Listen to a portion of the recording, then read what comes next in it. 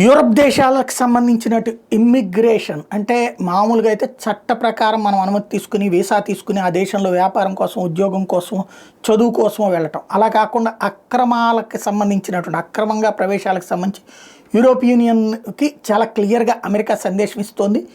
ఇప్పుడు అమెరికాలో అట్లాంటి చొరబాటుదారుల్ని అవతలకు పంపించేస్తున్నారు. అదే సందర్భంలో చట్ట ప్రకారం వచ్చిన వాళ్ళు దర్జాగా బతకచ్చు అంటున్నారు. ఇంకోటి ఏ పర్పస్ కింద వస్తే, ఫర్ ఎగ్జాంపుల్ F1 వీసా మీద వస్తే చదువుకోండి, F2 వీసా మీద వస్తే మీ భర్తతో కలిసి ఉండండి, అంతే తప్పించి వేరే చేయడానికి వీలు లేదు అన్నటువంటి పాయింట్ ఏదైతే ఉందో అది తాము అమలు చేసిందే యూరోపియన్ సమాజం అంతా అమలు చేస్తే అప్పుడు యూరప్ సమాజంలో ఉద్యోగ ఉపాధి అవకాశాల కొరత ఉండదు.